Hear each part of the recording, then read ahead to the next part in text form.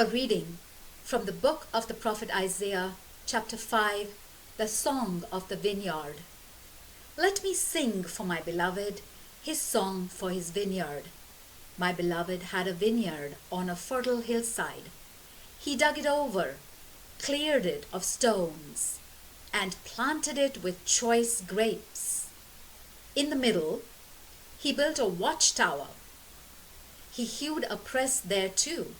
He waited for it to yield fine grapes, but rotting grapes was all it yielded.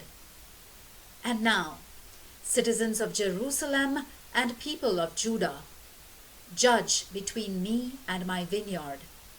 What more could be done for my vineyard that I have not done? Why should I wait for it to yield fine grapes when it yielded rotting ones? So now, let me tell you what I shall do to my vineyard. I shall take away its hedge, for it to be grazed on, knock down its wall, for it to be trampled down. I shall turn it into a wasteland, unpruned, undug, and on it briars and thorns. I shall command the clouds to rain no rain on it.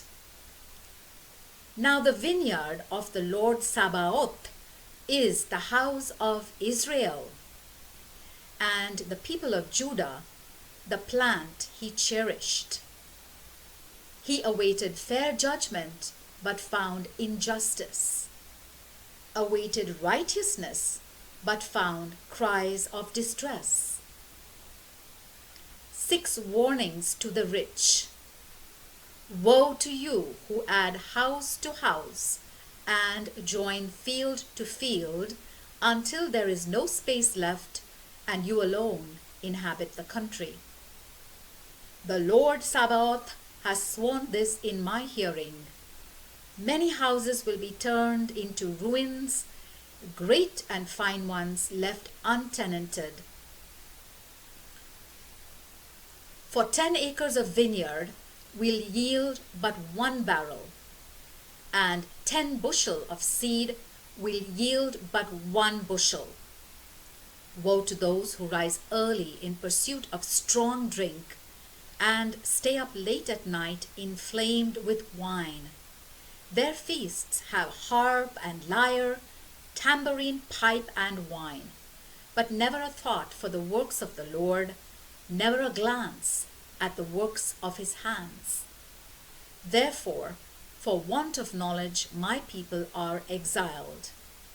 Her nobles starving, her common people parched with thirst. Therefore, Sheol stretches wide its throat and opens its jaw beyond limit, while down go her nobles and common people and her loud revelers, merry to the last. Human nature has been humbled, humankind brought low, and the eyes of the proud have been humbled. The Lord Sabaoth shall be exalted in judgment. God the Holy One shall display his holiness in righteousness. Lambs will graze in their pastures, and sheep will feed in the ruins. Woe to those who drag in guilt by the cords of deception, drag in sin as though with a cart rope. Those who say, let him hurry to do his work, that we may see it. Let the plan of the Holy One of Israel come quickly, that we may know it. Woe to those who call evil good and good evil, who put darkness for light and light for the darkness, bitter for sweet and sweet for bitter.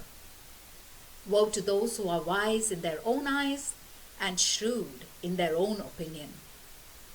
Woe to those who are valiant in swilling wine, whose heroism is in mixing strong drinks, who acquit the guilty for a bribe and deprive the righteous of their rights.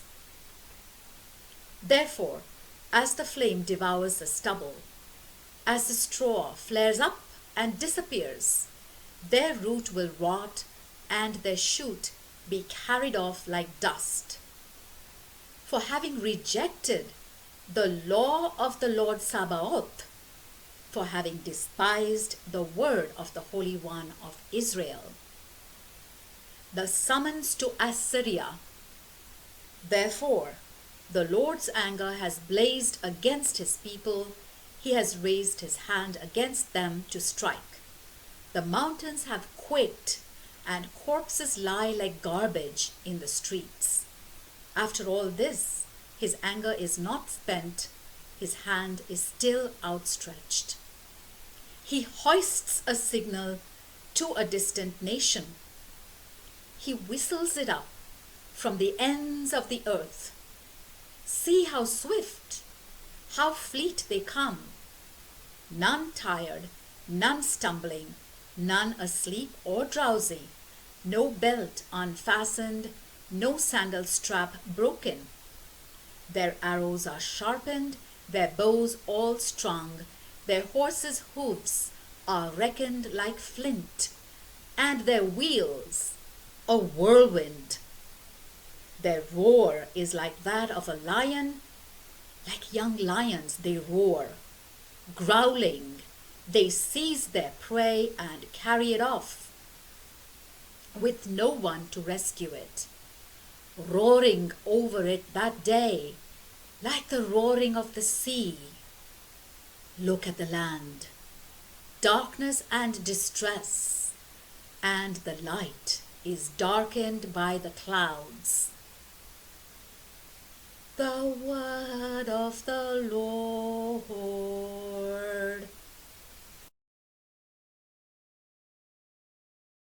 A reading from the book of the prophet Isaiah. B. The book of Emmanuel. Chapter 6. The vocation of Isaiah. In the year of King Uzziah's death, I saw the Lord seated on a high and lofty throne. His train filled the sanctuary. Above him stood seraphs, each one with 6 wings. With 2, each covered its face. With 2, each covered its feet. And with 2, each flew. Each cried out to another, Holy, holy, holy is the Lord Sabaoth. His glory fills the whole earth.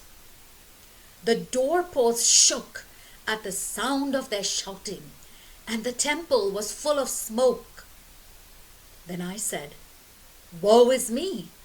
I am lost, for I am a man of unclean lips, and I live among a people of unclean lips, and my eyes have seen the King, the Lord Sabaoth.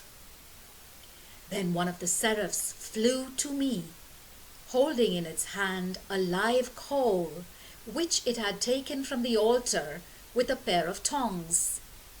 With this, it touched my mouth and said, Look, this has touched your lips.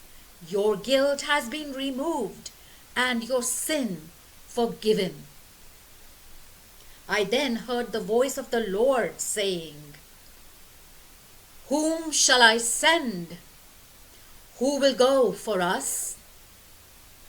And I said, Here am I.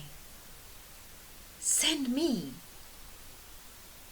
He said, Go and say to this people, Listen and listen, but do not understand. Look and look, but do not perceive. Make this people's heart coarse. Make their ears dull. Shut their eyes, or they will look with their eyes to see. Hear with their ears. Understand with their hearts, and change their ways and be healed. Then I said, Until when, Lord? He replied, Until towns are in ruins and without inhabitants, houses without people, and the land utterly desolate. And the Lord has sent the people away, and the land is totally abandoned. And suppose 1/10 of them is left in it, that will be stripped again, like the terebinth, like the oak, as a stalk at its felling. Its stalk is a holy seed. The word of the Lord.